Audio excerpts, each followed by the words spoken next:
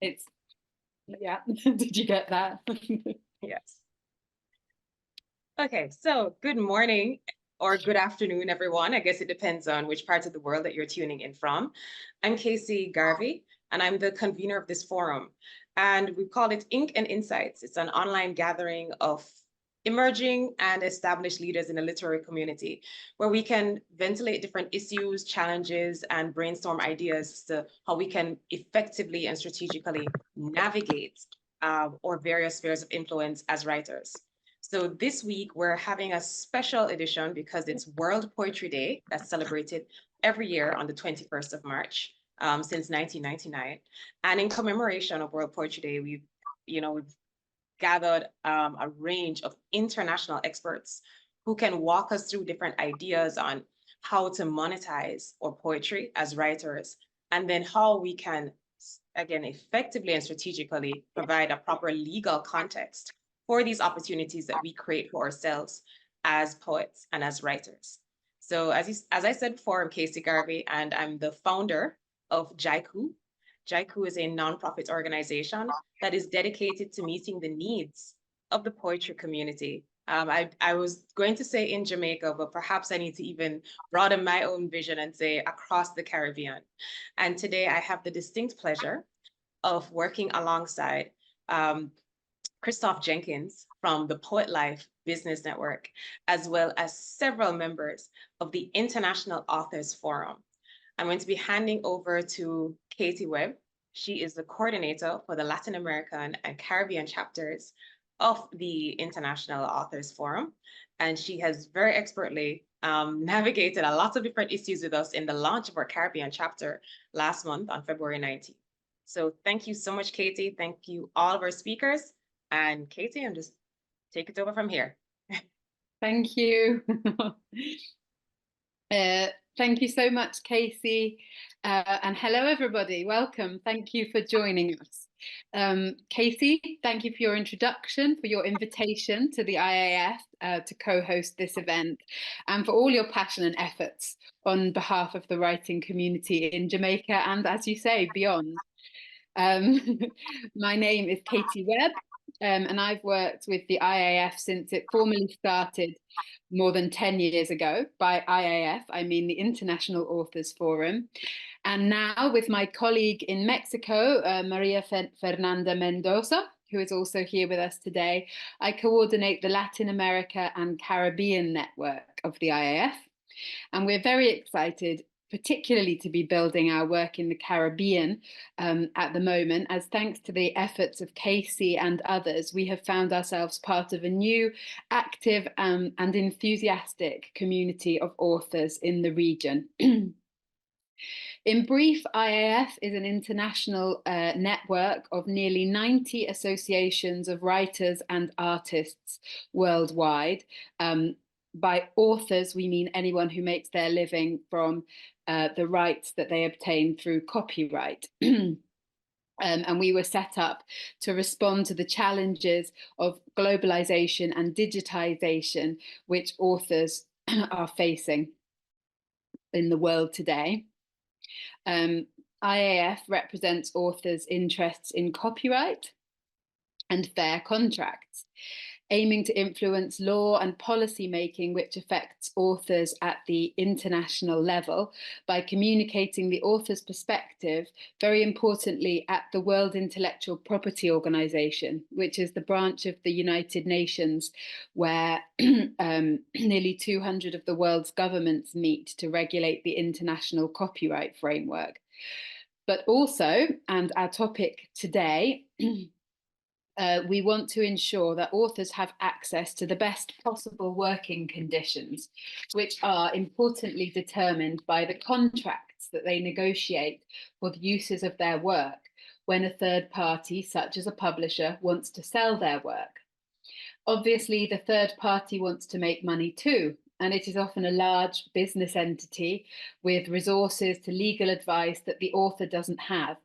An author is often so pleased to have a contract or to be offered a contract that they will agree to anything without considering the terms and whether it might be unfair, not paying them properly, or, for example, taking away more rights from them than is necessary for the services that the proposition, the contract, or the publisher is offering. And so, in spite of the fact that the author is the one with the rights in the work in the first place, and those rights are theirs to decide what to do with, they're often the ones in the weaker position. To address this, 10 years ago, well, more or less 10 years ago, but near to the big foundation of the International Authors Forum, we consulted with a broad professional and geographical range of our members, and we came up with 10 principles of fair contracts, which I shared the link to you with in the chat already, which are the basic guidelines giving authors tips about what might be a good idea to sign or a bad idea to sign, what sort of basic things they need to be looking at in a contract that they might be presented with. However, today we are very lucky to have real experts with real life experience, both from the legal side, the authorial side, and the professional side of unions, who are used to advising people on their contracts, either from their own experience and because of the industry experience that they have. So just to start off, I wanted to share with you the video that the IAF has made presenting our 10 contracts. We're not our 10 principles. We're not going to go through them in detail, but they are there to refer to. I've shared the link to the 10 principles in the chat. They're also available in French, Spanish, and Italian for you to download from our website. And this video is going to just quickly walk you through them before I introduce you to our panel.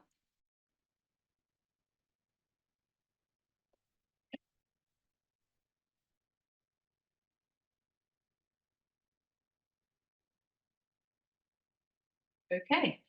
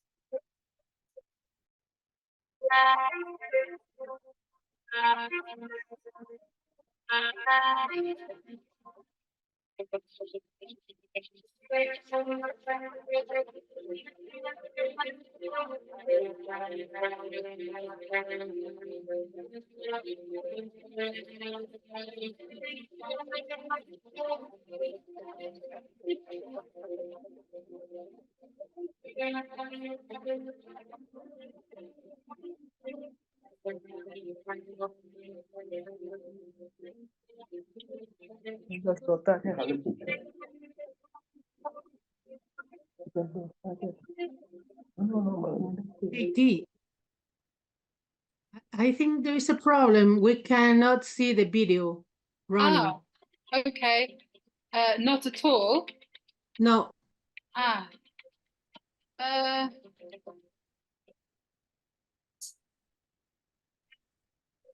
Excuse me. Okay.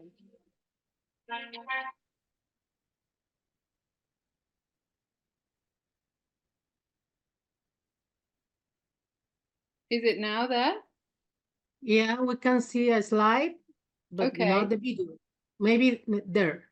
But I need, so I need to start the whole video again. Yes, please. Okay. Okay. Thank you.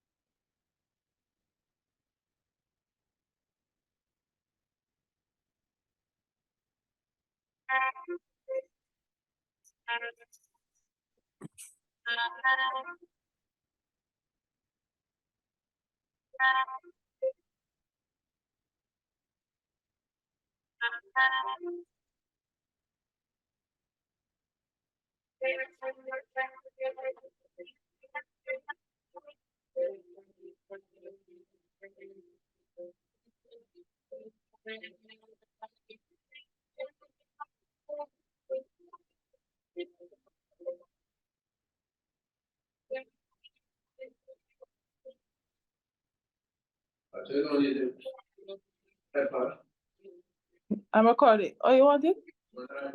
Yeah, but you can take it if you want. You can. I can record on your phone then.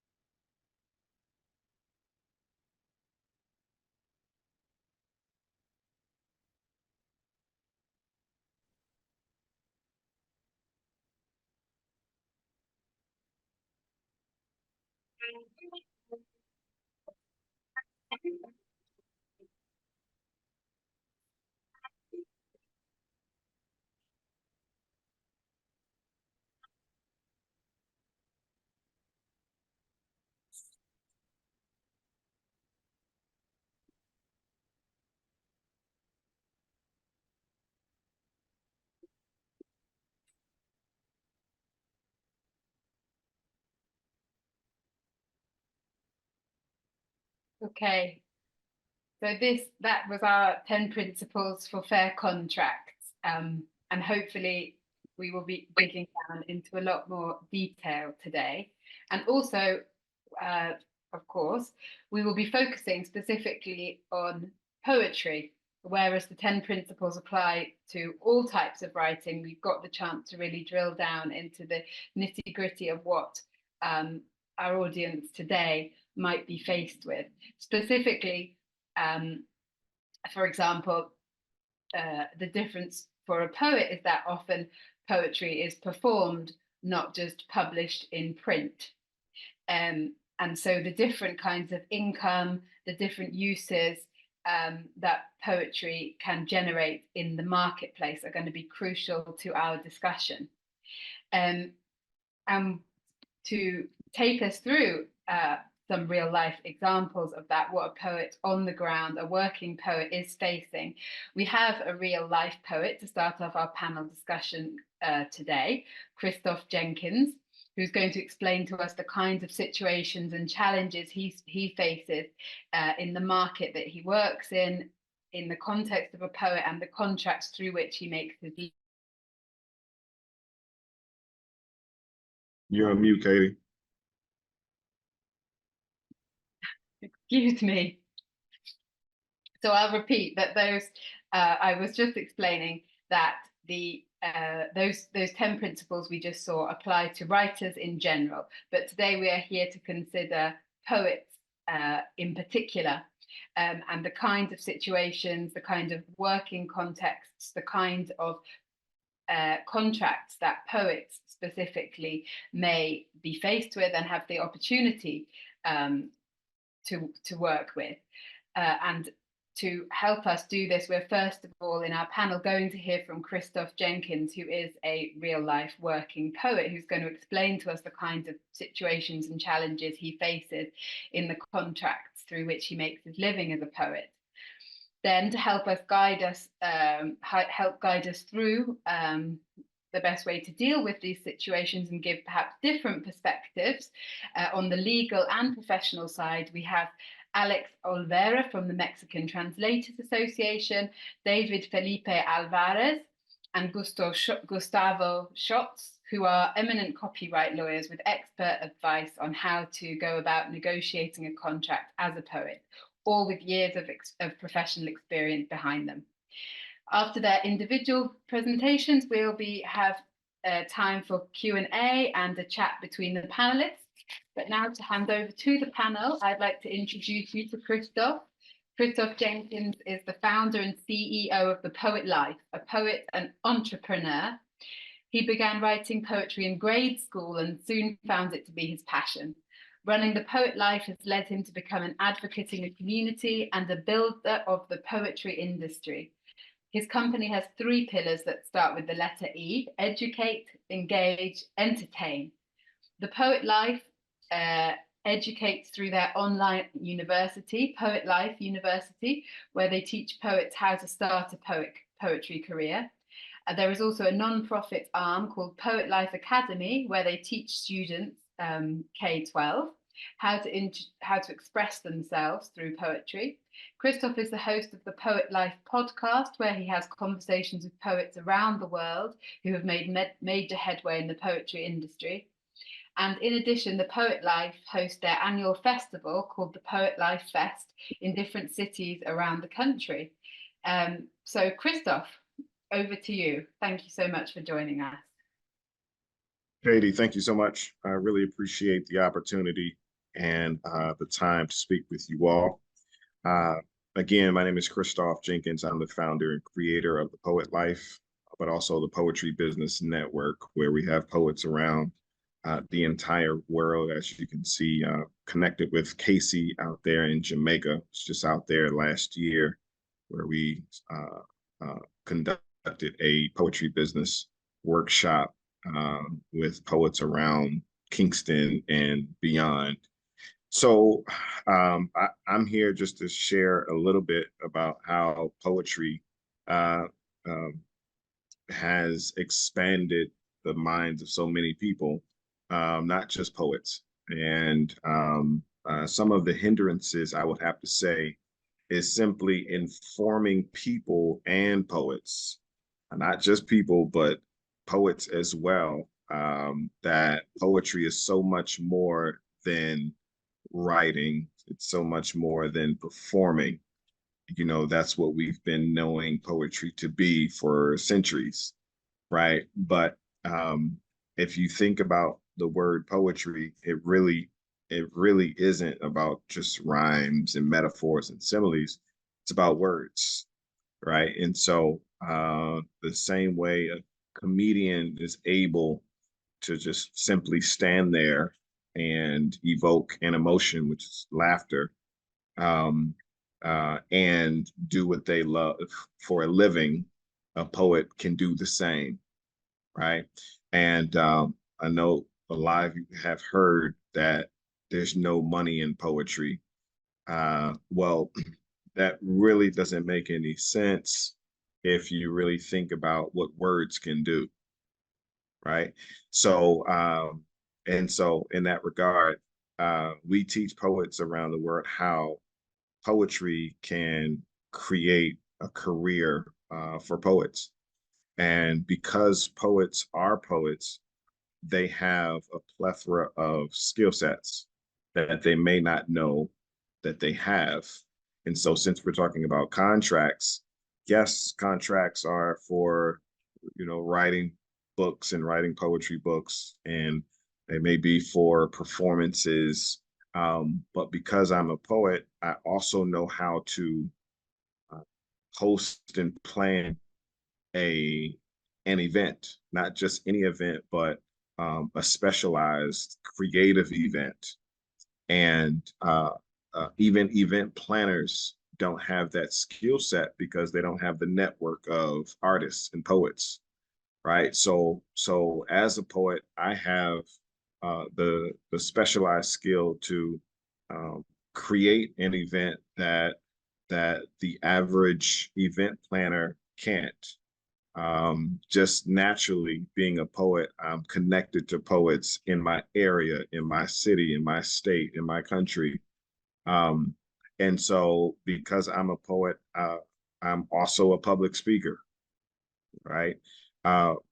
Because I'm a poet, I'm also a copywriter, right? Whatever someone can do creatively with words, a poet can as well, right? And so most recently, we've created a nationwide campaign for the American Heart Association, where they were focusing on the tobacco control, and they hired the Poet Life to connect with 4 poets around the country and 4 different cities, 4 different states, and to connect with videographers and produce 4 poem video commercials to maximize their reach and their creative aesthetic as far as the message and mission that they were trying to push towards their target market. And, most people would you would think they would go to a marketing company. Well, because a poet is a poet, they're also a great person to book or hire to help with your marketing because they're great with words, right? And I think so many people just kind of get tied up with the word poetry. And, someone who is uninformed will just kind of stick with their limited perception of the word poetry and won't think of all of these ways that you can, add value as a poet and with poetry. So in that we offer our services to the White House in the past, where they've needed to voice their support and advocacy to the cancer movement. And through our program, Fighting Cancer with Poetry, we've put on events at the White House, right? So just trying to give you examples of not only contracts, but the many functionalities of poetry and art in general. All right. And so would love to answer questions that you may have. I can continue with the examples, but I think it's really important to find out where you all are on your journey, and then we kind of specialize or specifically answer the questions that you might have. All right. I appreciate your time.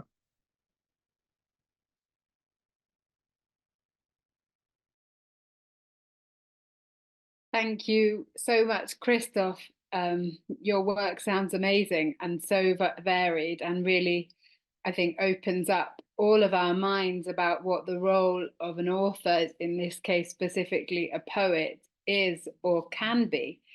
So often we talk about especially when presenting the statistics about authors' earnings and things, how much authors have to supplement their incomes because they're actually the work of their work that they can get as an author doesn't pay their bills, doesn't make a living for them.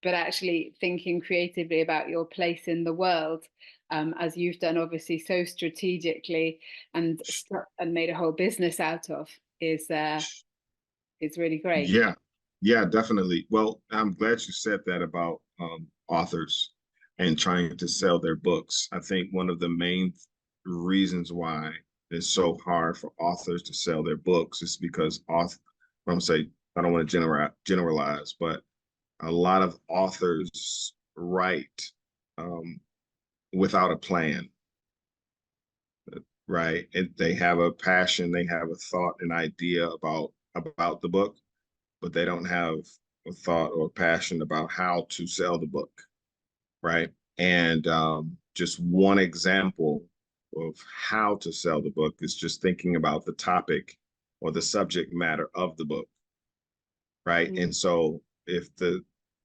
let's just say the book is about I don't know, domestic violence, then I would think that the author would start reaching out to organizations that advocate for domestic violence, right? And then build a relationship with them, but also share with them that they would love to do a workshop, you know, to encourage and motivate their members. And then the book becomes a textbook with the workshop. And then that organization then will buy 50 of the books and then give them to the members of the organization, right? So that, right, one-stop shop, you just sold 50 books instead of selling one by one. Yeah, and that way, you can keep working on your passion and nurturing your passion without having to sacrifice that or feeling like the work you're doing is only to to make ends meet in order to be able to facilitate your passion. So thank you, for that creative way of thinking about things. Okay, I think we'll let each of the panel members now give their initial presentation. So before moving on to more dynamic discussion involving everyone and coming back to Christoph's really important points. With our next panel member, who is from Colombia. His name is David Felipe Alvarez, who is an associate professor of law at the University of Tolima, with a PhD from the University of Nottingham, with research and teaching experience in the field of intellectual property law, history law, law and methods, and has worked in many different Colombian universities. He has previous experience as legal counsel for copyright at CERLAUC, which is the regional center for the promotion of books and reading in Latin America and the Caribbean. So I think they should be taking a lot of note of what Christoph has talked about, and that organization comes from UNESCO. He was former head of the registry office at the National Copyright Directorate in Colombia, legal counsel at the Colombian National Archives and the National Library, a former member of the 217th Committee on R&D Management of the Colombian Institute for Technical Norms and Standards, with a law degree and a master's degree in history from the National University of Colombia, and specializations in IP law from the Externado University. He is associate professor at the and leader of the Socio-Legal Laboratory on Creativity and Innovation at the University of Tolima, and has lots of publications on copyright and intellectual property law in Spanish and English. And he is a member of the Colombian Copyright Center, Inter-American Copyright Institute, International Literary and Artistic Association, ALAI, and ATRIP, ATRIP. So over to you, David. Thank you so much for joining us. Thank you, Katie. Can you hear me well? Yes. All right.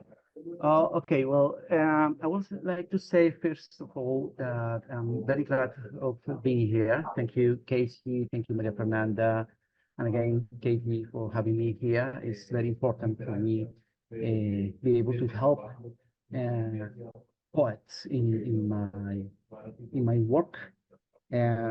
One of the things that Katie don't know, and she obviously didn't say about me, is that I also studied literature as a professional studies here in Colombia. So I am very, very close to poets and writers. Many of my friends are writers here in Colombia, and I know how difficult it can be to publish poetry. I know that this is something that is not the same as in other type of writings. So I was thinking about how to help in these situations to publish the book or to get some good contacts. And what Christoph said about having, for instance, being in touch with someone or some institution that they might be interested in the area that you are writing on, for example, like he says, in something of human rights or whatever. It could be a good first idea of getting your work published. And maybe it's not a matter of having only selling them the books, but also trying to find some funding with them, with those institutions.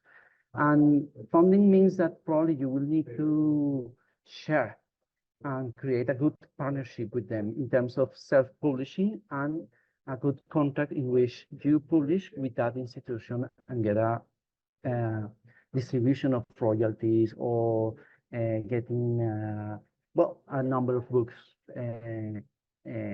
pressed and sell. So I think that is one of the interesting possibilities is having a good contract with those partners if you find them. But anyway, I will say some other tips that I think you must take into account regarding contracts for poetry. One of those is, or many of those maybe are obvious, but it's important to say it and to keep in mind that those things are important. One of these is that contracts always must be in writing. You must have your contracts signed and have copies of those contracts, either if there is a license or if you are assigning the rights. It is important for you to have a copy of the contract, having it in writing and read it.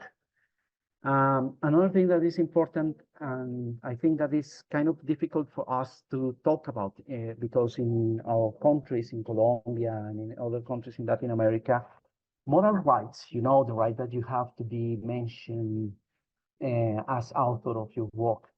In our countries, those rights are not waivable, but you can waive your moral rights by writing here. But I will say, don't do it. Please do not waive your moral rights, particularly your paternity rights, because it's the way that you are identified when your work is published. When your work gets to the audience, they will recognize your work by your name. Also, if you are performing, if you are reciting your poetry, you need to know that you have the right, you have the power to decide whether someone is going to record you or not. If you don't let them, they can't. And anyone have to ask you before if you are going to record what are you saying. Because this is very important under Jamaican copyright law. Because when you create a performance, when you are reciting a poem, your right is on the poem, but also you have another right regarding how you say it, how do you recite it. And that right is very important in terms of what they can do with the record. So if you don't let them record, or if they ask you before, can I record your poem? Yes, you can, but you need to have a very good contract and have an agreement on royalties and what are they going to do with that and everything. Yes. Another thing that I would like to say is that, if possible, collective management organizations are very important. So find collective management organization if you have, or think with JAIKU to create one, because they're going to help you regarding your rights. Another thing is take your time to read that contract. Often when publishers give you a contract, they say to you, I need the contract now, I need you to sign it now, I need to publish now. Don't do that. Take your time. If they pressure, don't pay attention. If they pressure and they say, if you don't sign now, you lose it, well, lose it, because normally you will need to have time at least to read your contract, ask for help, look for a lawyer if possible, yes, or at least look for some fellow author that can help you, in someone who already have an experience writing, signing contracts or whatever, so you can see what is wrong, what is good, what is in that contract, and you need to think about it. So regarding what Christoph was saying, if you plan ahead of about what are you writing, what are you going to do with your work, you can have time enough to think about your contract, to read your contracts, to plan what are you going to do, and you're not going to be pressured over time because you need to sign the contract now because they're going to publish or whatever. So take your time. In many cases, publishers will say to you that if you don't do this, you will miss an opportunity. Or they will tell you that you are a hindrance, and if you don't sign the contract, they will lose the opportunity for everyone. I think that you need to think about it, because no good faith surpasses a good contract. So in many cases, people will say you, no, please do not check the contract because you need to trust me. Everything's all right. I'm not going to scam you. We are friends. Obviously, we work with friends. But if you want to keep your friends in the publishing sector with you, other authors, your fellow authors, a good contract is the best way to have and keep your friends. Yes. Some other things are like, you can introduce clauses in your contracts where you exclude some rights. You can say, okay, I will give you the right to reproduce and to sell copies of the book, but I won't let you to translate the book, for example. And translation rights are very important, and you should negotiate them separately. Contracts are also obligations for both parties. So if you negotiate, you need to think that you are not the only that have any obligation. The counterparty, the other party, will have obligation with you. So be aware of what are the obligations for them. They should do everything in their power to publish the work, to comply with the contract, and you should be aware of this.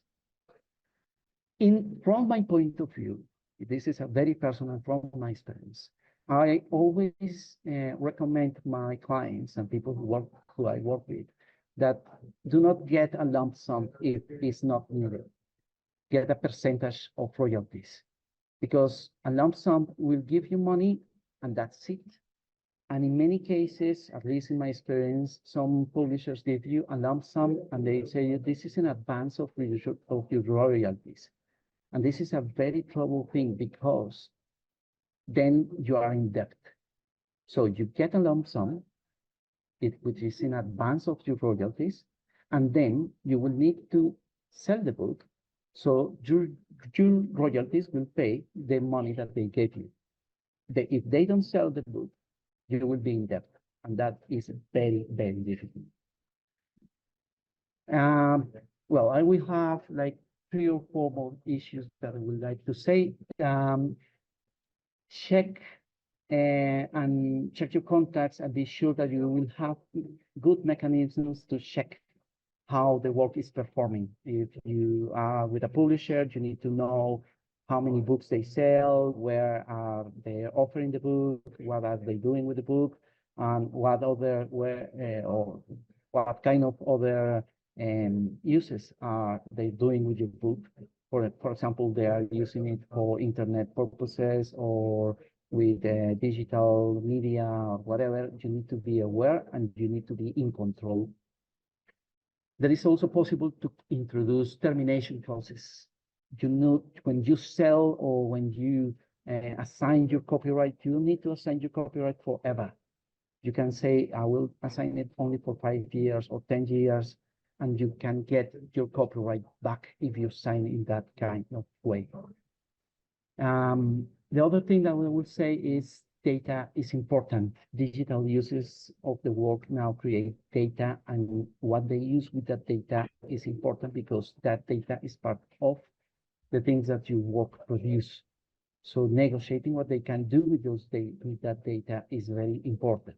And finally, I will say something that is very obvious. We know that copyright is automatic, your work is protected once you create your work, but register your work. Always register, have your work registered. Is the best way that you have to prove your authorship, prove your rights, to transfer your work properly, everything. So register your work is the best thing that you can do, all right?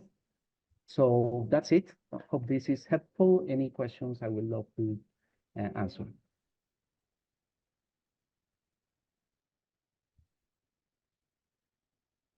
Thank you so much, David.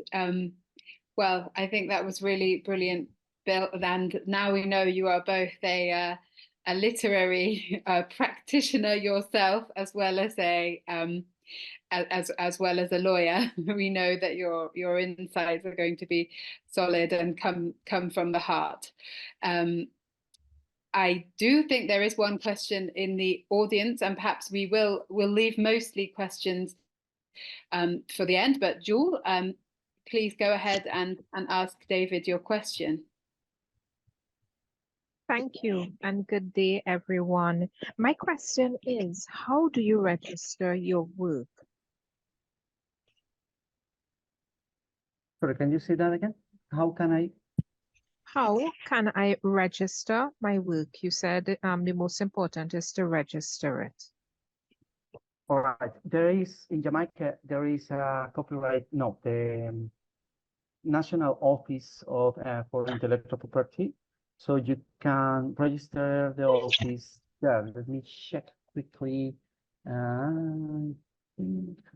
Yeah. Well, if you want, I will give you the information through the messaging through a message, so you can have the information. All right. But this is a hello. national. Hi. I'm sorry to interrupt. Yep. Dr. Alvarez, Oh, my right. Apologies. This is Yes. Jamila from Jam Copy. Just All to right, help thank with you. that. Hi. Just to help with that, the official registration office in Jamaica is JAIKU, Jamaica Intellectual Property Office. Hi, Joel. Right, so that's our official registration agency. We also have, which some of you may know, Poor Man's Copyright, which is self-registration, where you mail a copy of the work to yourself, and then when you receive it on your end, you keep it sealed, just in the event that there's some dispute about authorship or rights or copyright. So those are the two ways that we register works in Jamaica, self-registration and through JAIKU. And their website is jaiku.org, I believe. Joel, I could send you more information if you'd like, or I could just put it in the chat here. Katie, if that's Thank okay. you, Jamila. Yeah, please do put Right. any links in the That's chat. wonderful. I didn't know that you And were to be here, so clear, this is- right, Kacy, you're correct. Jam Copy is relevant, but we're for authors who want to join Jam Copy to manage the secondary use of their work, but we're not a registration agency, just to make the distinction. Okay? Excellent. Thank you. Thank you very much. I'm going to put contact information for JAIKU in the chat for everyone. Okay? Thank you. And I think And yeah, sorry to hijack, but No, I no, thought I that's needed all to just right. step in We and will, help. we can, I mean, we should have plenty of time at the end of the panel as well for a really great exchange, but this panel is for you, it's for the authors present. So any information, any resources that we can share in the meantime and that are going to help are going to be great. And obviously, I think what David and Christoph were both really emphasizing is the importance of networks, particularly today for authors, for poets, when they are trying to make a business, make a living out of what they do, knowing who to communicate with, which is what this is all about. Because the term authorpreneurs gets used a lot, particularly in the realm of self-publishing, and the fact that no longer the role of an author is necessarily only to write, but thinking about who you can connect with that's going to help you get your work out there. And of course, that's an empowering thing in itself. And what Christoph says, I think will hopefully inspire many perhaps less experienced aspiring poets to think about ways that they can be relevant and to feel that they do have authority in their work. And then David obviously came in with some great, really pragmatic things to take note of and things to ensure you do, to make sure that you're working professionally, to make sure that any contracts you're offered are dealt with properly and dignify you as a writer, that nobody who is a third party who wants to use your work should take you for granted or think that your status as a professional is somehow inferior. Poets, writers are workers, as are lawyers, as are translators, very importantly, which brings me to our third panelist, who I'm really happy to introduce to you today, and who hopefully can also shed some light on the crucial role of a translator, because as David says, translation rights are really important in a contract. So Alex Olvera is with us today from AMETLI, which is the Mexican Association of Literary Translators, where she is the Vice President of External Relations. Alex is a trained designer and visual communicator who since 2008 also works as a translator and promoter of Scandinavian languages and literatures. She took graduate courses in audiovisual translation at the Autonomous University of Barcelona, as well as in literary translation within AMETLI's Literary and Humanistic Translation Training Program. She translates from Swedish, Norwegian, and Danish into Spanish and English, and is currently AMETLI's External Relations Vice President, as well as a member of the Mexican Translators Association. Thank you so much, Alex. Thank you for being here. Thanks to you, Katie and Kacy, and the IIF. I might be touching over a few of the things that David already touched on, but I think it's only great to do it twice because that helps us reinforce ideas. And I would like to go a little bit back in time, maybe to see, look over a few details. Again, I have a presentation. I said I would not share it, but being a visual person, it may be best because it might help me and it might help others who are visual people as me. So if I may, I think I'm gonna share it.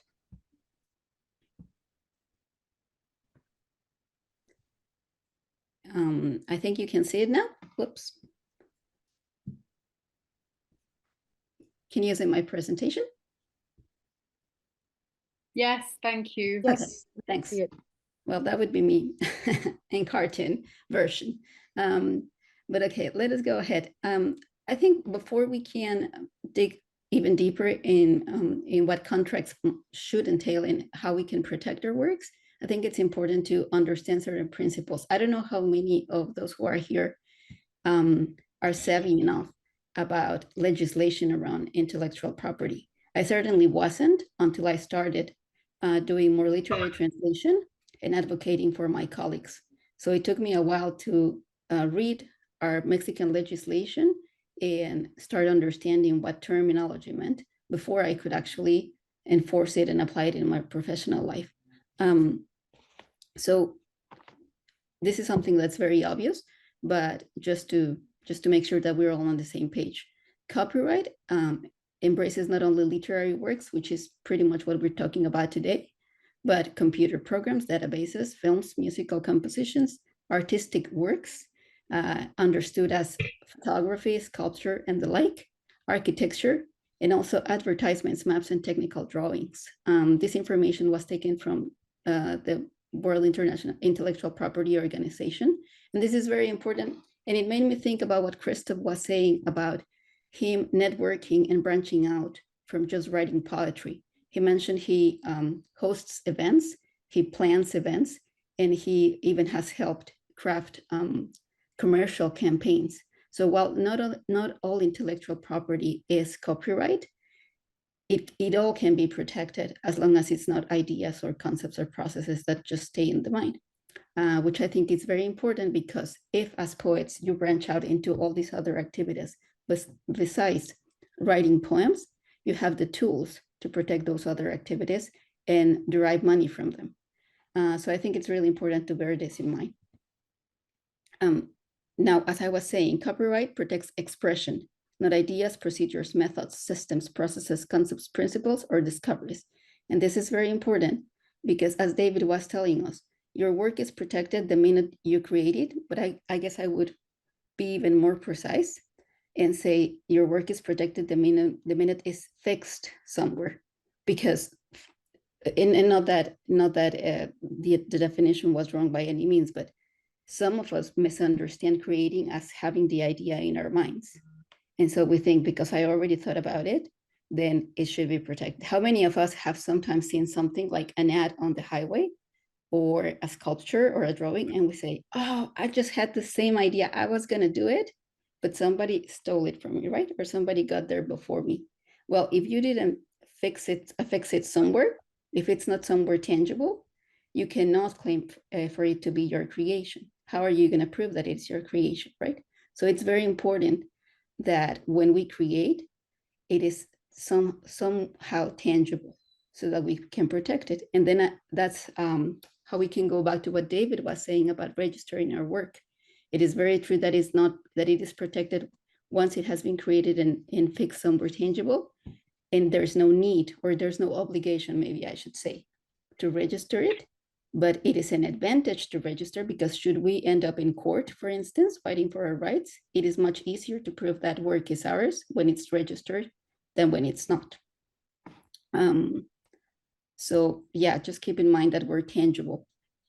I would think that working with poetry and performing poetry, it sometimes can be a little more complicated to define what is tangible, right? If you are using your voice to speak aloud your poetry, your body, to convey emotions and expressions, I can understand how that would be a little more complicated to transfer into this terminology. So I actually am very much looking forward to Gustavo and David to giving us ideas about how we can protect those elements that are intertwined with the textual aspect of a poem that may not be as easily discernible. Now, one thing that's very important about copyright is that copyright laws, where they exist, are territorial, which means that they apply to a certain space, and of course in a certain time frame, in a certain period of time. And it entails licensing, which is what David was talking about, the distribution of different rights for different purposes, different uses, and different types of exploitation of a work. He also already mentioned collective management organizations, which I'm very happy that I'm repeating many things that he said, because it gives me the peace of mind that we're not doing things, that we're doing some things right when we coincide in so many of these points.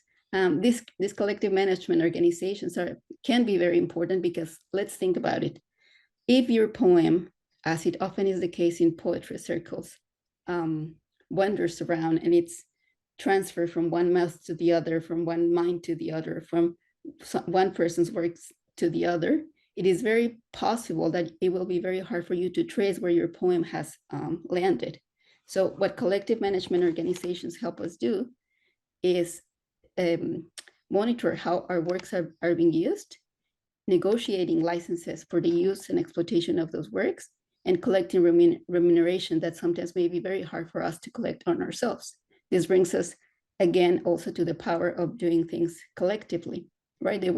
Somebody was already mentioning the power that there is in networking and doing things collectively. So these organizations can be quite an asset if we adhere to them. Just a tip, WIPO-Lex offers information, about intellectual property from around the world. When I was asked if I wanted to participate in this event, I said, of course, yes. What I did not take into account was that my experience is mostly within the continental law model when we talk about legislation. In countries where we follow these continental legal systems, we have actual established legislation that's on paper that gives us guidelines about how to proceed, which does not necessarily happen in common law-based legal systems. These common law-based systems are based on court decisions. And maybe Gustavo and David can dig a little deeper about that. But what happens is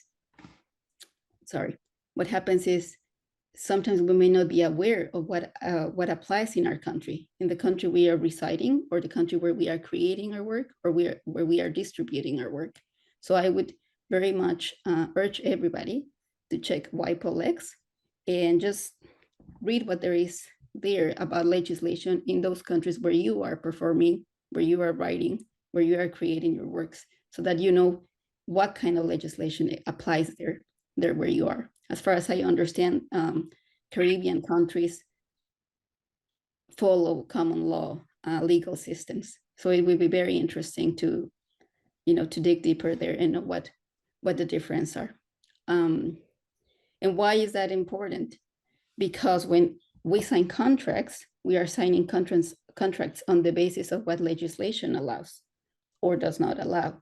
If we understand the legal framework within which we are acting, then we can compare what is written in the case of written laws, or what is acted out in the case of case law, which is earlier court decisions that influence later court decisions. We can compare what the legislation says with what our contracts say, and then see if they follow what the legislation says. I know we are not lawyers, we are creators, and we may not very much enjoy reading about these matters, but I think it's very important, especially when we don't have the help of a professional lawyer all the time, for instance, right? So that we can at least have a broad perspective of what our contracts should contain. And it's important because let's think about this. Something is written in a contract. We sign that contract. Let's say that, hopefully not, but that our partnership with that person or that entity doesn't go well, and we end up in court. Whatever decision the courts make in common law-based legal systems will be counted as case law, or can be counted as case law, which means that if there are any other cases later on that resemble our case, decisions that are being made. Yes? Somebody say something? Okay, sorry. Then I'm gonna keep going. Then decisions could be made based on what the outcome of our court case was. So it is very important to know this background so that we do not end up in court. And if we do end up in court, the outcome is the best possible, because that will influence whatever comes after us, whatever other cases comes after ours. Now I'm gonna talk a little bit more about the very practical aspects that I've been told should be in our contracts. Who I have been told by that these things matter. My colleagues, some of whom I advise, and some of whom have advised me in the past. So if I were to sign a contract without reading any legislation, without being a lawyer, without really having much knowledge of anything, what should I take into account? Well, who is signing the contract? That should always be very clear. Who are the actors in this contract, right? Who is going to retain the economic rights, which are the rights that allow you to exploit, sorry, and who retains the moral rights. The main moral right being that you are to be attributed as the author. Is it an under hire project? It is. That means that somebody is coming to you to ask you to, for instance, write a poem. That should also be clearly stated, because the remuneration that you get might be based on whether it's an under hire project or not, whether it was your initiative. How long the copyright holder will retain the rights. David was already telling us about that. You don't have to give your rights forever and ever, and for all territories. That is very, very, very important. So I also want to emphasize that. If there is no clarity about how long your rights will be transferred to somebody else, what happens? Do your rights go back to you once a certain period of time is over? You should know what happens then, and that should be clearly stated in the contract. And also which territories are covered and for how long. It is often the case that, especially as translators, that when we translate a work, our translations are supposed to be, our translation rights are supposed to cover all territories for a certain language, and they are supposed to remain in the hands of the right holder forever and ever. That's how we sign contracts many a time, which shouldn't be the case, but many times we have been coerced into signing that. So I would say, try to make sure that that's not the case. 5 years, 10 years, 15 years, but not forever and ever, not for all media that exists and could ever exist, for books and CDs and DVDs, and to turn it into a play, and to turn it into a song, and to turn it into whatever. That's also something David was saying. There are different rights that should be allocated separately. If a book is going to be published, that should be one right. If a song is going to be made out of your poem, if somebody's going to perform it on stage in a theatrical production, all that should be separate. How your attribution is going to be worked out. For translators, we often are not, well, thankfully now we are, we get our attributions more often, but sometimes we are not even mentioned as translators of works, and sometimes only, in the inner pages of a book, but not on the cover. So even as a poet, if somebody's going to use your poetry for something, are they going to mention you? They should mention you, and not only verbally, but it should also be stated in whatever printed materials there are about your work. How the royalties will be distributed, I just had to clap. I almost stood up and clapped when David said, do not work with the advanced model, because then you're going to be in debt. It is very important to say that often creators, we work with no money in advance, right? We get paid after the fact. But I think if we talk to the publishers and the people we work with, and we help them understand that we do need advance payments so that we can start creating, because we need to pay rent and we need to pay for food and all those necessities. If we talk to them, I think it's possible to negotiate advances, but not advances that are subject to then the selling of our books or of our performances, but just advances that allows us to start creating. And then talk about royalties separately, so that we do not end up in this being in debt model. These are just notes for translators. I know that many times writers also translate. I mean, writers of original works also translate works.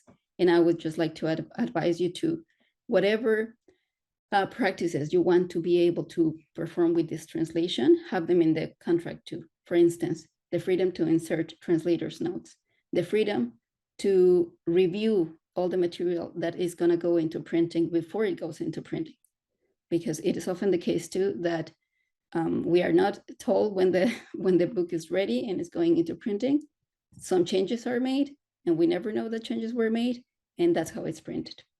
And finally, I don't know that many people know about this right, but we also have the right to retract our work. That is, if in the end we are not satisfied with, for instance, changes that were made or suggestions that are made, we are always able to retract our work and say, I don't want my work to be published, whether it's an original work or a translation. Of course, there may be consequences to that, and that should also be stated in the contract. But because it's our creation, we have that freedom to not have it published just because it's already agreed upon. Of course, I could keep talking, but I would like to give space to my colleagues to also have their participations. And maybe we can discuss a little bit more about the practicalities and about how to negotiate. That's very important because all this sounds super good, but when we start butting heads is when we actually have to negotiate with real people. So maybe we can talk about this later too. Thanks. Thank you so much, Alex. It was really, really great to hear that you are in agreement with so much of what David says, but that you also introduce elements from your own experience, and thinking again about the different roles that different types of authors and different types of works have, and of course so important to know about the territorial aspects, the laws that are going to be applying to your work. Of course, intellectual property is being intangible in nature until it is fixed in tangible form, but is so transportable, so portable. And what your work does, of course, makes it even more so. It does what all good art does, which is overcomes barriers. But of course, with that always comes a note of caution about about who that belongs to, where it's going to go, and being able to trace and track, which is so important in copyright and in making sure that authors can make a living. So the last speaker, who I'm hoping can do what Alex has just suggested and perhaps bring some of these elements, the actual function of authors' work in society, together with the legal aspects that are going to empower them or hold them back, and what those can be, is Gustavo Schötz, who is with us today from Argentina. Gustavo is a partner at Schötz and Viascan, consultants in intellectual property and technology transfer. He is former National Director of the Copyright Office, the Ministry of Justice and Human Rights for the Argentine Republic from 2015 to 2019. Between 2004 and 2014, he was director of the Intellectual Property Centre, where he was also director of the Masters in Intellectual Property. Since 2010, he has been in charge of the Technology Transfer Office of Universidad Austral, and he is expert consultant for WIPO for the creation of the National Academy of Intellectual Property of Colombia and El Salvador. He is an expert consultant also for the Ministry of Science, Technology and Productive Innovation, and guest professor at different universities all over Latin America, Brazil, Chile, Colombia, El Salvador, Honduras, Nicaragua, Mexico, Paraguay, Peru, the Dominican Republic, and Uruguay. So I hope his, so he has covered a wide range of territories in his work. And he is also co-director of the Ibero-American magazine on intellectual property. Thank you very much for joining us today, Gustavo.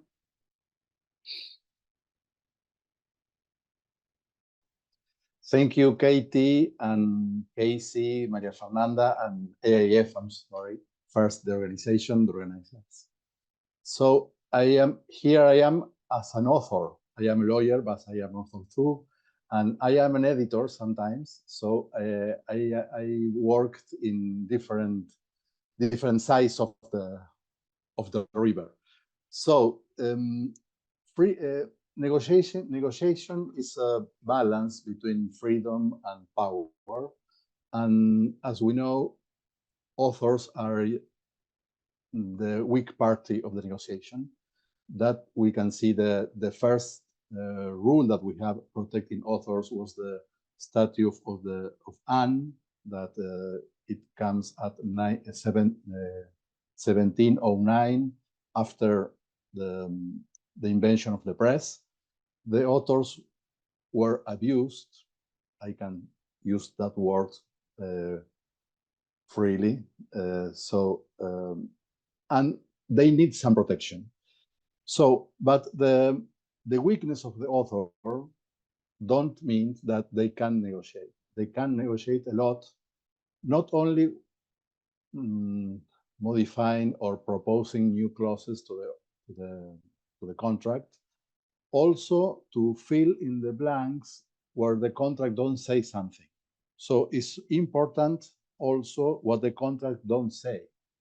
There are many parts of the contract that the editor or the publisher are not interested in, or they don't say anything because they assume that he's the part, he leads some part of the work. One of them can be the quality of the book. If the book is part of a collection or a series, there is no space to negotiate anything. But sometimes the author can propose some valuable modifications to the book, not only for perhaps in typography, perhaps if the book is an illustrated book, the author can propose the illustrator, and a good illustrator adds value to the book, especially for the young people. Or the author can propose distribution activities. Perhaps the editor don't assume any responsibilities about marketing, but the author or the agent of the author can propose conferences or can propose to participate in debates, or can ask to the editor to organize some interviews on TV channels or notes on newspapers. So all these activities can add value to the contract in distribution, in design, in quality. Not all is about money. So the royalties are very important, advance payments too, of course. But in a negotiation, you must pay attention to the interest and to the goals that you have for this book or to this publisher. You need a win-win contract. A win-win contract perhaps needs more imagination. Usually, the publisher presents a form, the contract, the standard contract, because the publisher is a repeat player. Perhaps the publisher signs a contract each week or more than a contract in a week. So they don't like to modify anything. They have his format, this is my format. But between the lines, you can see that their interest not considered by the author, and you can propose different options. When you receive the contract, as we heard before, you don't act in a rush. You need to wait. You need to think what matters to you in this contract, in this publish, because you have your own goals, and your own goals must be there. So you need to propose what do you like, and accepting what's the interest for the publisher, because the publisher is an investor. So there are publishers that are very passionate about the publishing activity, but you need to have in mind that there are an investor, and they need the return of the investment, and many times they don't consider the interest of others. So in this interest, you need to work. You need to work. You need to take the time. You need to take a paper and write what I like to this contract, what I prefer. Perhaps the royalties are not so good, but the publisher proposed me to have a good amount of copies to distribute with friends, with colleagues, with students. If the author is also a professor, perhaps the first public are colleagues and students. And if the author frequently gives conferences, each conference is a good place to sell books, to sell copies. So this activity is in charge of the editor, the publisher, or we can work together. We can propose one conference in a month. The publisher will organize these conferences. The conference will be organized by me, and the publisher can sell books in the conference, after the conference, or if the conference is only my responsibility, perhaps my husband or my wife can sell the books after. So I need copies to this activity. What are my interests? My interest is the distribution. My interest is to be part of an important catalog with other mates that are very well known. That's not all about money. Money, of course, is perhaps the main interest, but not the only one interest.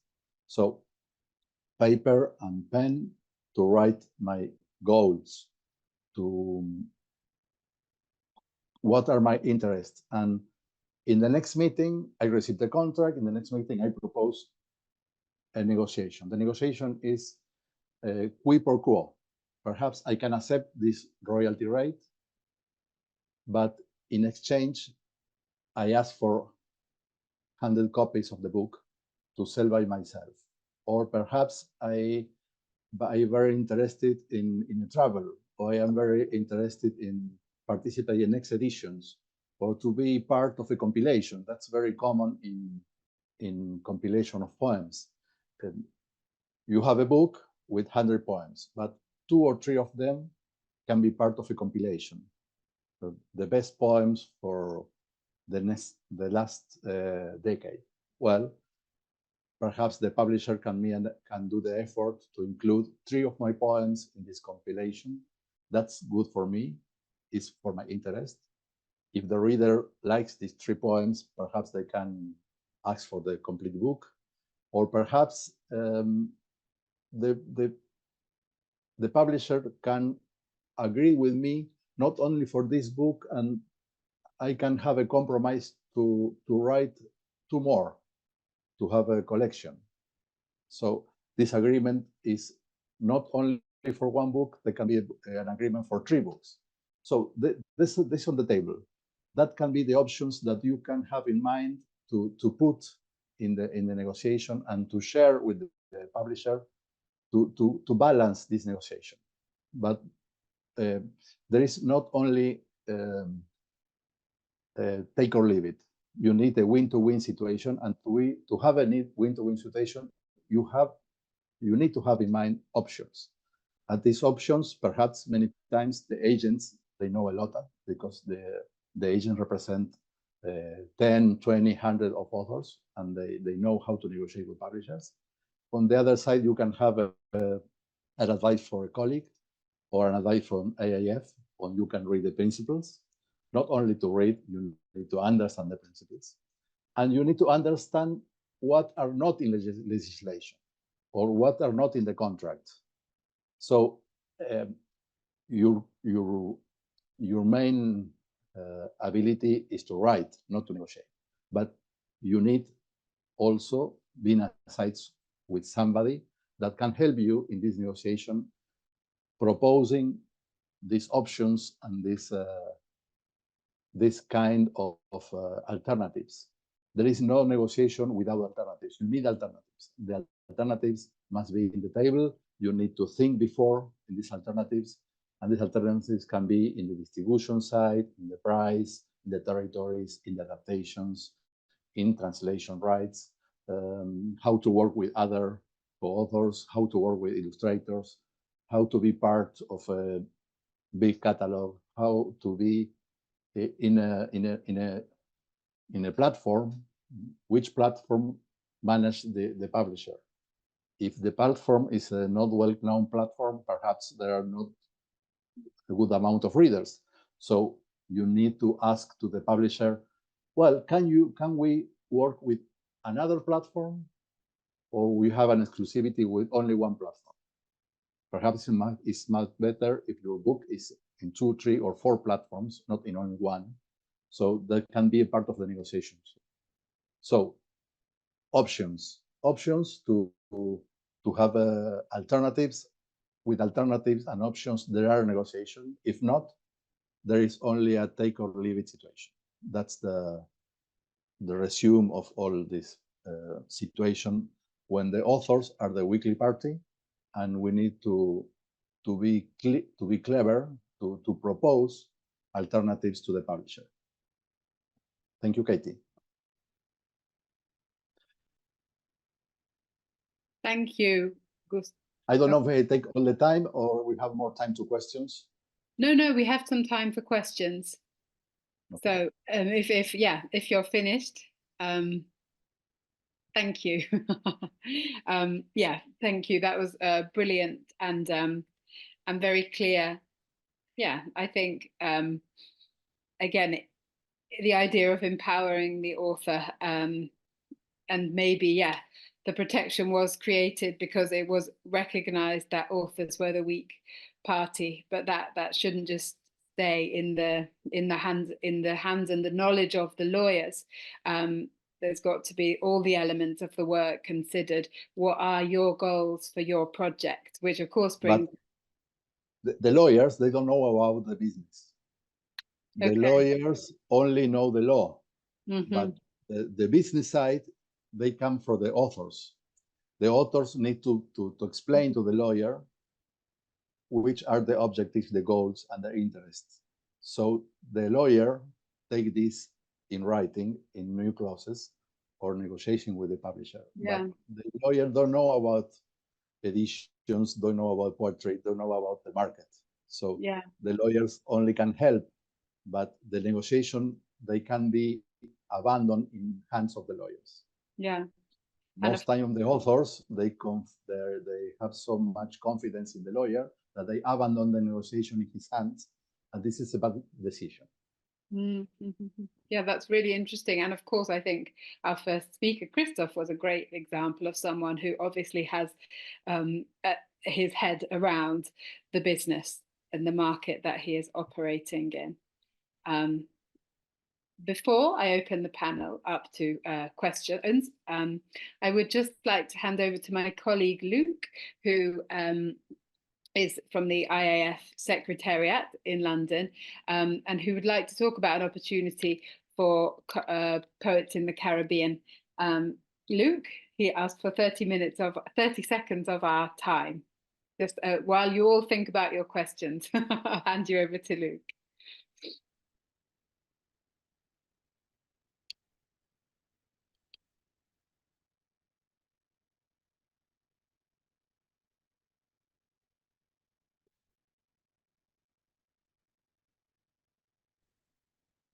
Luke, are you there? Oh.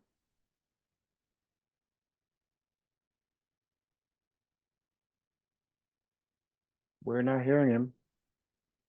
Hi. Okay, thank you very much, Kathy and Kacy, for providing a forum such as this to showcase poets in the Caribbean and to give them an opportunity to learn how to maneuver in the environment. I should mention though that I am not the Luke that you thought I was. I am another Luke. So should I still proceed quickly with my 30 seconds? Well, this Luke had a very quick 30 seconds already planned. Could we ask him to speak? And then if you're also a Luke, you'll get the first question to get the discussion going. Okay. Thank you. Thank you, though. Thank you. Hi, Luke.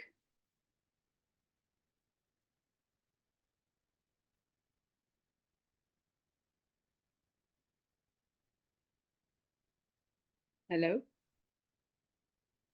I see Luke has come off mute, but for some reason he is not with us. So, and we can maybe leave Luke a little bit longer, and he can write me a message when he wants to speak. So we'll turn back to our original person with the question, another Luke. Thank you. Okay, so do I have permission to speak for 30 seconds? Yeah. Well, you have permission to speak. Just ask your question. You don't have to think about the timer. Okay. What I wanted to do is really just let people in the Caribbean and the Caribbean diaspora become aware of a website called plentytalent.com.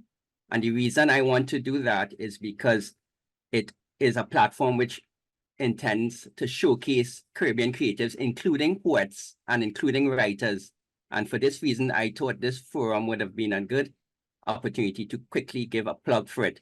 What we do on plentytalent.com is we showcase creatives from across the Caribbean.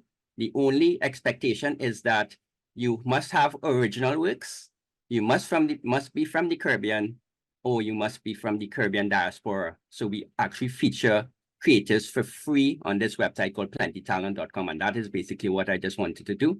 And a lot of poets, emerging poets, are already featured on it. So the invitation really is to Caribbean creatives with emphasis on poets to check out the website. And if they feel that the platform is something they're comfortable with, just reach out to me and we will put up their creative bio. So all this is intended as another platform to help people to get some additional visibility as a creative. So thanks very much for that. Thank you, Luke. I've just looked at the list of participants, and in fact, our Luke from IAF is not here. So it was you all along. There was only one Luke, and you managed to give your plug. Thank you. And of course, bearing in mind the advice from our panelists today, I'm sure everyone will be in a much stronger position to look at the opportunities that your platform is offering. Whether they are considering whether it's right for them and their goals and their work. Thank you. Okay, I see some hands up already. Alfrena, I'm sorry, I don't know how to pronounce your name. Feel free to ask a question. You pronounced it correctly, thank you. I wanted to ask about the interface of poetry and politics and the creative license that is afforded to poets, because Mr. Christoph Jenkins spoke about working with organizations for different causes. I wanted to know, to what extent would he say political involvement hinders or helps the creative process for poets? Thank you. Good question. I'm glad that you asked that question, because we work with politicians all the time, and also not just working with politicians, but we get called on all the time as it relates to helping pass laws and policy, mainly because it's so often where there are forums and even spaces where they're trying to get the people, the community involved in changing of the guard, changing of laws, that they need a creative way to translate a lot of the information to the community that may not be really well versed in politics. And because poetry is a creative, attractive way to present a message, they come to the Poet Life, they come to poets and say, can you translate, this stance that this mayor, this president is trying to say to the community? Because, I mean, let's be honest, a lot of what's happening in politics, most people don't know what's going on, and they don't know what they're hearing. But if a poet translated the stance of a politician, they would understand it better. So we've been in instances where, they called us on the floor. And excuse, I'm actually at the hospital. I'm fine, but so I talk with my hands, so I'm noticing some things with my hands and stuff. So, but I say this to say, we've been instrumental in changing laws and policy to where we've had youth comment on laws. I can't remember the terminology, but the documentation of the changing of the laws with poetry. And so to answer your question, yes, it can benefit. I wouldn't say it would be a negative, but it would definitely be a positive for sure. Thank you very much. Sure. Good question. Thank you. Anybody else would like to raise their hand or just to speak? I don't see any raised hands from the participants at the moment. Hi, Gustavo. Yes. When you have a contract, each clause of the contract has rights and obligations. If one part has a right, the other part has an obligation to comply with the right. So you need to verify that if you have a right, there is an obligation for the other side, and if there is an obligation for the other side, you have a right.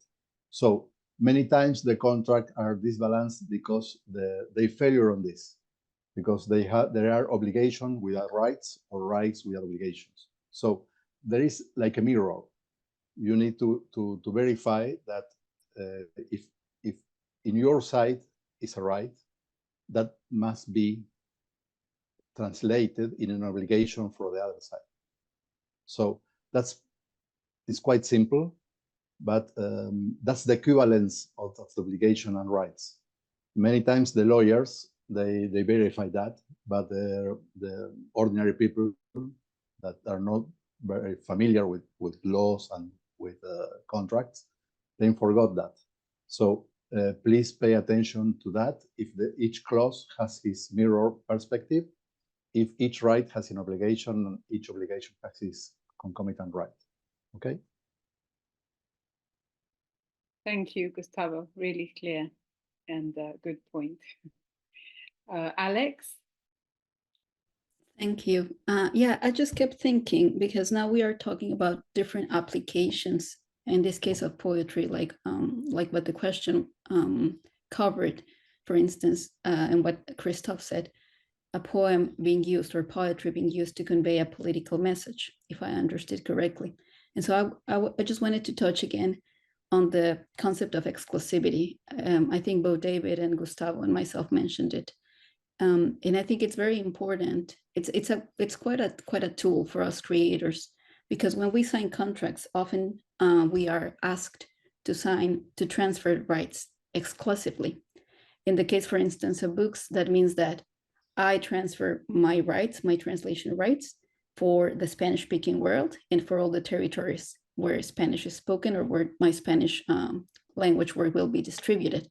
And what can happen is that because it's being transferred exclusively to this other actor, I may have the opportunity to exploit that work in a different venue, but because I've already signed my rights exclusively, that would preclude me from actually using them, exploiting them in a different way in that context. So I think it's very important to, when we negotiate, maybe like Gustavo was saying, we don't negotiate on the basis of money all the times, but maybe we can negotiate on the basis of retaining our rights so that they are not transferred exclusively. That does not mean that whoever obtains the rights cannot use the work and exploit it, just that it cannot use it, again, exclusively. I think about a colleague who translated a number of works by Machado de Assis, which is a Portuguese-speaking author. Well, he was. And she translated his whole work, like everything that he ever wrote. Had she transferred the rights of those works exclusively, she would have not been able to, for instance, promote those texts so that they could be published as an anthology, because whoever obtained the rights for one of the stories would have had the rights of all of them. So then it was important for her to only transfer the rights of a certain story to a certain actor for a certain territory and a certain period of time, so that if she ever had the opportunity to sell the rest of the rights for a different publisher, a different territory, in a different format, she could do it. That would have meant that there would be, for instance, two editions of some of the stories. But the most important thing is that she could play with those elements, and she didn't have to, let's say, be married to this one actor. So I think when you think about the possibilities of what your poetry can do, it's very important to remember this concept, so that you are not constrained.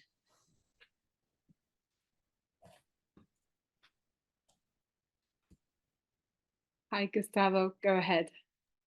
Thank you. In the same sense that Alex told, when a poem is part of a song, or when the poem is become a song, there is a new market, and there are new contract and new actors, because the one thing is the publisher of a book, the other thing is the publisher of a musical edition. When your poem becomes a song, you need to negotiate with the composer of the music. You have, at this time, the poem are the lyrics of the song. So the editor of the musical composition that have music and lyrics, they also need a performer. Many times the musician is also the performer, but when it's a performer, you also begin the negotiation with or the music editor begins the negotiation with a phonorecorder. That's a company that distributes songs in the digital market, in the physical market, and there the musical market is quite different, like the publishing market. So you need to be aware to negotiate well, because the song, not the poem, the song is the composition and the lyrics together. There is not more a poem, there is a song that can be part of a movie, and that you have a news right, that it is synchronization right, that is the right that the song can be part of a movie or other visual work, and there is other money, other market, other world. So it's quite different, this negotiation, that the negotiation that I have with the publisher in the publishing industry. Okay.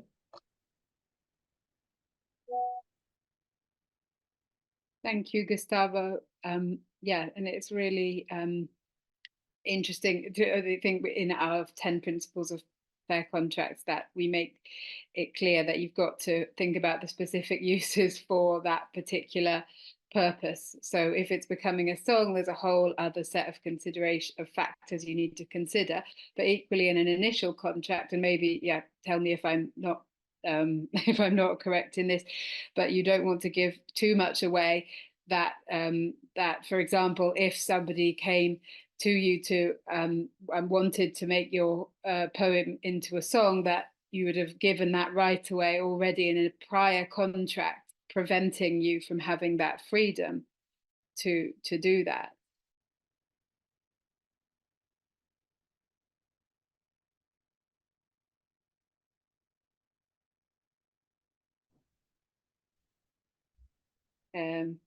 Okay, thank you. Oh, David. Okay, thank you, Katie. I would like to say, just like closing these considerations, I would say to the authors, don't forget that you are in control. That's the main thing. It's your property, is what you create. You define whatever they can do with that. So in the way that you can decide, you can split the use of your work for digital uses, for communication to the public, and whatever you decide. So if you're not sure, first ask, take notice, ask for help, and then decide. Don't rush it. It's the most important thing is that don't rush it. You have your rights, you keep your rights. Think about as Gustavo said, it was very, very important. Not only about money, yes, of course, not only about money, because in many cases, your work is going to be shown as such, and they will notice you, and then they will ask for more work from you. But you need to balance this and be aware of what are you going to do, because sometimes you can see, like, are you going to give your things, and then you don't know what happens to that. Moral rights are very important, and in the copyright common law tradition, moral rights are something that you need to negotiate, so be careful with that. All right, so that's it. I will need to say goodbye to everybody. Thank you very much. I need to go now, but It was very nice for you, me being here. All right, thank you. Thank you. Thank you, David. Alex and Gustavo, I think both have their hands up. So Alex first and then Gustavo. I do want to give space for some questions that I just noticed in the chat, but I just wanted to say what David said was very, very important about being in control. I just want to say from the translator side, sadly, we often do not have the control because industry really weighs very heavy upon our rights. I mean, worldwide, but there is hope. That's why I would also like to urge you to join unions and join organizations like the IAAF, because sometimes we are very weak as individuals, but if we join forces, then our voices can be heard loud. And I am very happy to see that there's so much collaboration already going on here in the Caribbean and with the different organizations. So yeah, just wanted to point that out. Thank you. Thank you.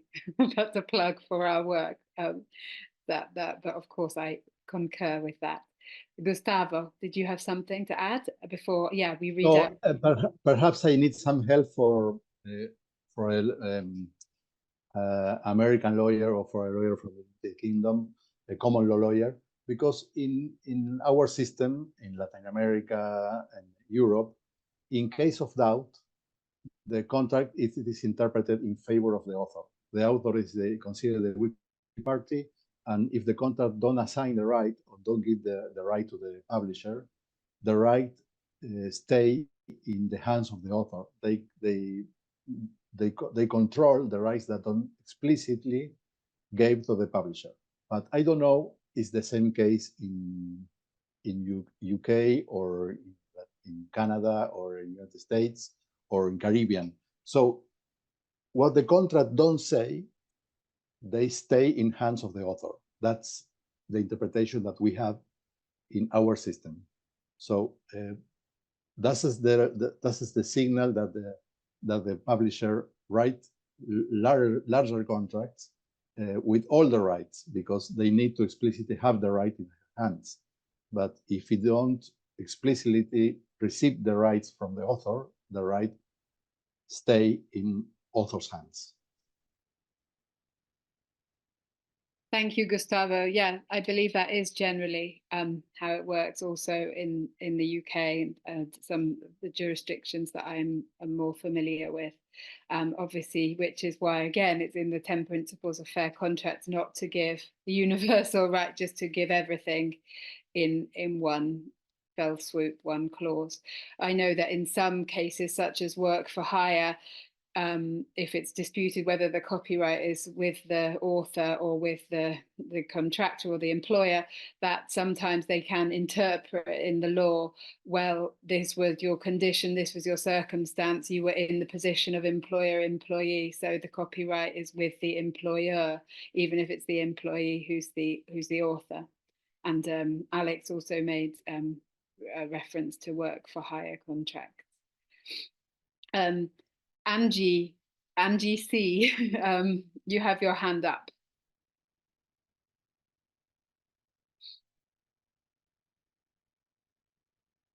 So please take the floor.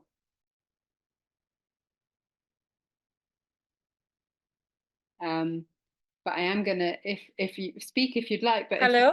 Hello. Oh, hi. Yeah. Hi. Sorry, I was somewhere where I couldn't unmute. I wanted to ask a question by just typing it. Yeah. Because where I am is very noisy. You want me to read out your I'll read out your question. Yes. Yeah. Yes, thank you. It's very noisy here. So Angie is asking the panel, in the case where a part of your published poem is used by the musician for their song, what is the next step legally if they refuse to engage in a contract? Gustavo, I believe you're the... Well, nobody can use your poem without authorization to compose a song. Nobody can use your poem by a lyric if you don't give the proper authorization. So you can ask to a lawyer to stop the distribution of the record, and to any use of the song must be prohibited, because you don't give, if you don't give the authorization, there is this illegally. Yeah. I hope you are agree with this. Would you and Gustavo, are there measures that you can actually take to enforce that before maybe going down an expensive route? Obviously, people can't necessarily afford to hire a lawyer in the first to do that. It depends. It depends if the song with this unauthorized incorporation of the poem in the song is in a platform, there is notice and takedown systems, and you can ask without so much cost to YouTube or other platform, Facebook, that your poem is used without authorization. If it's in a radio or television or whatever, it depends on the territory.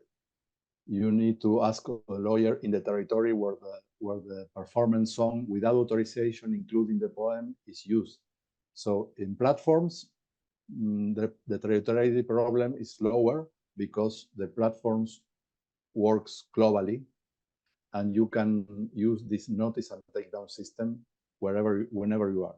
But if it's radio, television, or other media that is located in a specific territory, you need to ask a lawyer in this territory where the use, the unauthorized use is playing or is used. Yes. Thank you. And another a technical question on the chat from Suzanne, who's now left, but I think, or maybe not, but anyway, she asks, what about when the publication is a recipe? I see how much of what was presented. Yeah, she would like to know how much of what was presented on copyright applies. Can you negotiate that a recipe for food be copyrighted for a particular territory? Would royalties only apply when the recipe is used?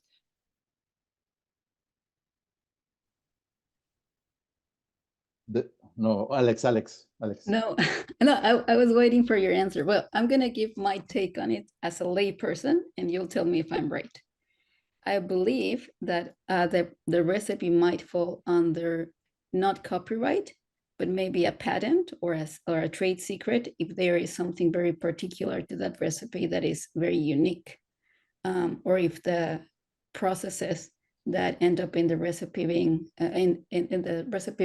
described in different steps are unique to that one recipe. Otherwise, I would think that what you could copyright is for instance, the publishing of a recipe book that contains it. But I'm not quite sure. So Gustavo, it's clear, Alex, you're right. There is no copyright on recipes. Their copyright is only in the literary form of the recipe, but everybody can implement a recipe without payment. There is no copyright for the implementation of recipes. There is no copyright also in implementation of a chemical formula or a method or business method to do something. There is no copyright to protect the implementation of the texts. In any case, a recipe is a text. So the literary form is protected only if printed, reproduced, but not if it's implemented. And I'd just like, if I may add, well, real quick, just share one of my slides that I did not share, but I think this was very enlightening to me, that under common law, what is protected under intellectual property are patents, which are inventions, copyrights, which are what we have been talking about, which are creative works, like literary works, trademarks, and trade secrets. So just for us to keep those concepts in mind, because not everything that can be protected as copyright, but it can be protected under intellectual property principles. And the other concept that I don't know that we will have time to discuss, but is the concept of fair use. There are certain very specific circumstances under which certain portions, for instance, of a poem or a text could be used without having to ask permission. They are very limited, but it could be, for instance, when there is an instructional purpose to it, when it's a very limited amount of text, when it's for non-commercial purposes. So I would advise you to also read into that, because some of the uses might fall into that, but it is limited. So it's not like somebody can just claim out of the blue that, oh, they're using your poem under the fair use rules. It's not that easy. And of course, the fair use principle doesn't apply in all jurisdictions. So that's also a territorial consideration. In the UK, yeah, we have a different approach to copyright exceptions, which means that the exception has to be specifically listed in the law in order for copyright not to apply, such as for an educational purpose or a non-profit, non-commercial purpose. Whereas in, for example, US law, which is to which fair use is very important, yeah, there can be that sort of looser interpretation using the four principles, the rules that Alex explained, I believe. Again, I'm not the lawyer here, so please jump in, Gustavo, if I'm speaking out of turn. Jewel, you have a question. Hi, yes. So my question is, in terms of recipes and trade secrets, if perhaps your recipe really was a trade secret, not perhaps, you know, a variation of a macaroni pie recipe, so to speak, how does that work, you know, in terms of being protected? Well, trade secrets are governed by national laws and by contracts. So if you are the creator of a recipe, perhaps you have a chef or somebody who implemented the recipe. You need to authorize by contract to use the recipe in certain manner. Don't modify the recipe, and not to share the recipe with others. And you need to, in the contract, prevent, if this distribution is not authorized, some penalties. But there is not, like copyright, a universal right. There is a right between parties. So if you have only one chef that can reproduce the recipe, you have a contract with this chef, and this chef must be aware to who is authorized to help to prepare the recipe, because every person that intervened in the preparation of the recipe had the knowledge to produce the same dishes without authorization. So the recipe acts like a franchisor. The creator of the recipe acts like a franchisor, and the cooker or the chef is a franchisee. So it's very difficult to maintain the secret, and the law that forbid the distribution or the share of the recipe are national laws. So you need to be careful to give the recipe in a very confident manner, signing a contract, and to forbidden to make copies and to permit to different people or to share this with people that don't work in the same restaurant. So that's it's very difficult to maintain this secret. It's a lower protection that you have in copyright because the secret works when the secret is maintained. If the information is public, there is no more secret. You can do anything to protect your secret. There is no more secret. Thank you. Thank you, Gustavo. Interesting tangent to think about recipes. We're literally at the end of our time now. So I just wondered if I could ask before thanking the panel. If I could just ask our first panelist, Christoph, who was also our poet, obviously, who we started with, thinking about this balance between knowing your market, knowing your goals as a poet, and this idea about the power and negotiation that writers or poets do or don't have to negotiate. And as he is our inspirational example, Christoph, I would just like to ask you if you have any tips or examples of tricky negotiations that have come up in your business, in your work, and how you've overcome them. You obviously gave us a story of great success. Sure. You know, I think one of the biggest examples is pricing and charging. You know, pricing the services that you offer as an artist, as a poet, and knowing when to, I guess, present how much you charge. One main thing that I make sure I share with poets all the time is don't announce how much you charge for your services, because you just don't know who you're speaking to. You could be speaking to a small organization, or you could be speaking to Pepsi, you know, or the NBA. And so you just simply wouldn't just have a blanket price on, you know, what you have to offer. And so in that case, it's so important to the first time someone is interested in you, the response is the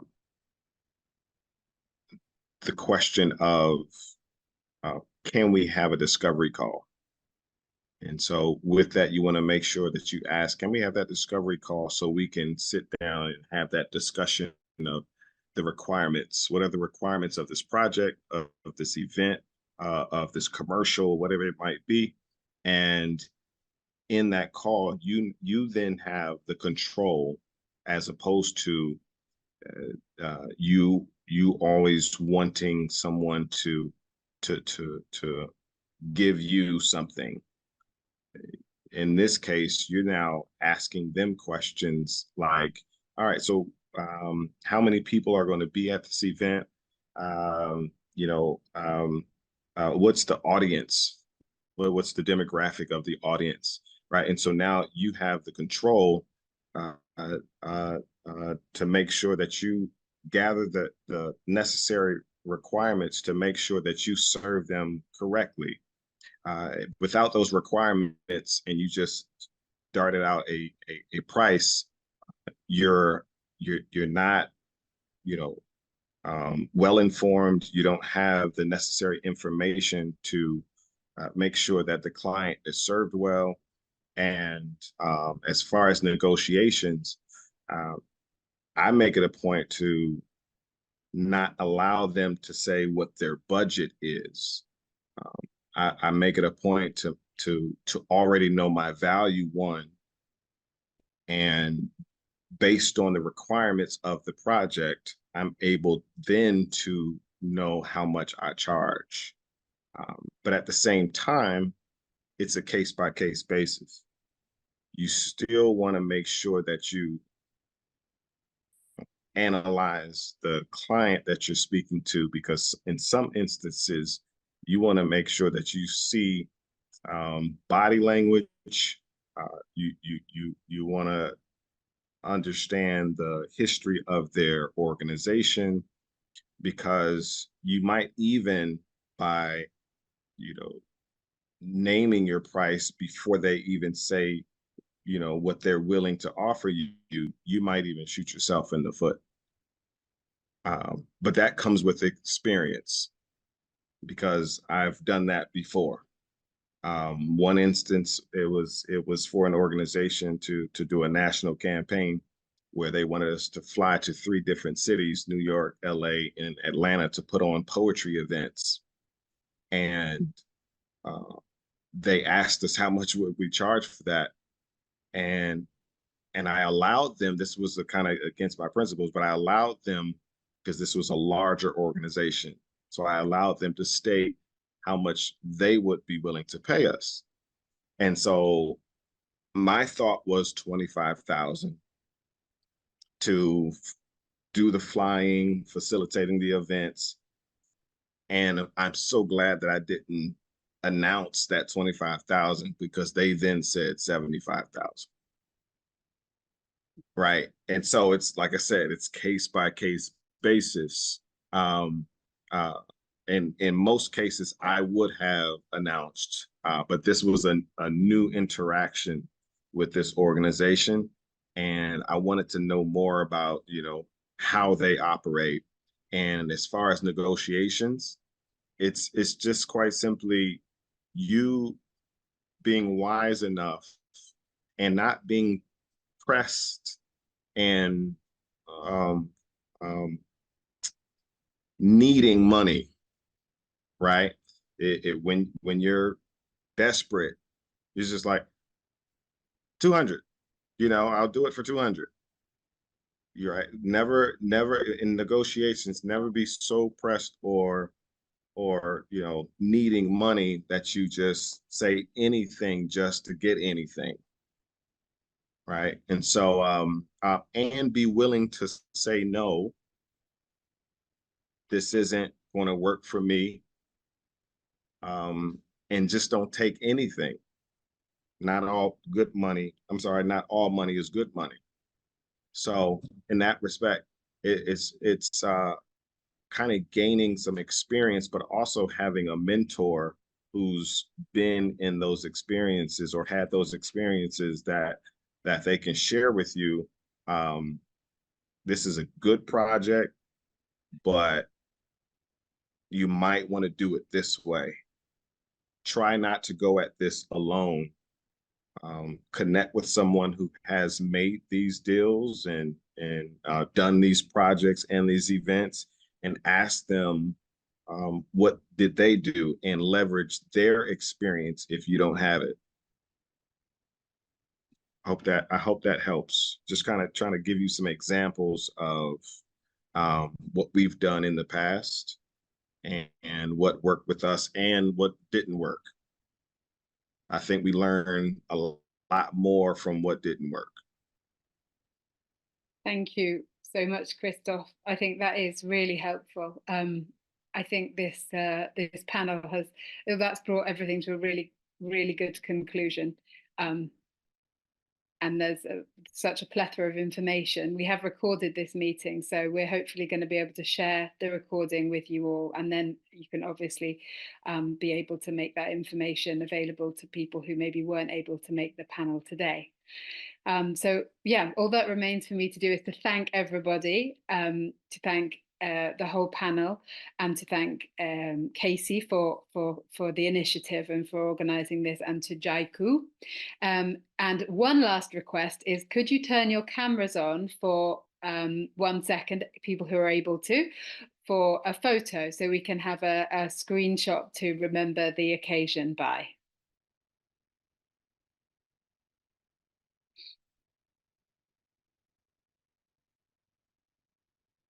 So if you can show your faces, we would be very happy.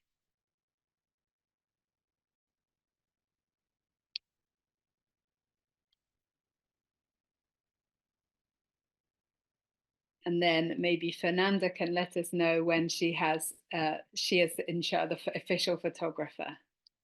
So she can let us know when she has taken the photograph. And if you don't mind, I want to jump in while everybody is getting themselves ready to take this picture. If you have not already done so, please click on the link that I've shared, I think at least twice in the group chat. If you are not on our mailing database, please give us your contact information, so the next time we have a forum like this or any other event that may be of interest to you as a writer or the writing organization that you represent, we can share that with you.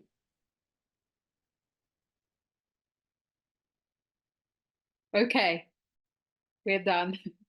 Thank you very much, everybody. We've already kept you longer than we promised, but thank you for staying with us. And we really hope you found this a useful seminar today. For us, it's been a real pleasure. And please keep in touch with the International Authors Forum as well. Thank you very much. Bye, everyone. Bye.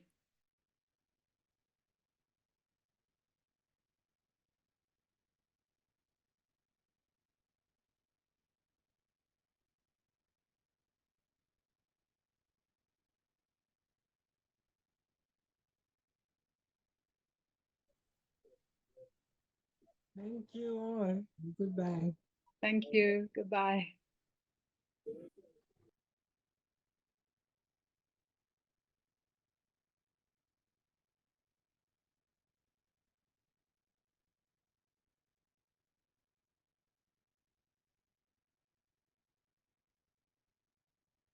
Okay, congrats both.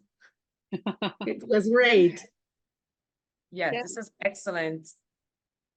A very good event, and a lot of people participating. So yeah, we are really glad with this. I Yeah. am going to send to you all the pics that I took. Okay. Okay. Fernanda. Well, so I am the host right now. I can close. Yeah. Yes. Yeah. Okay. Thank you so much again. See you. Bye-bye. Bye. Bye. Thank you, everyone.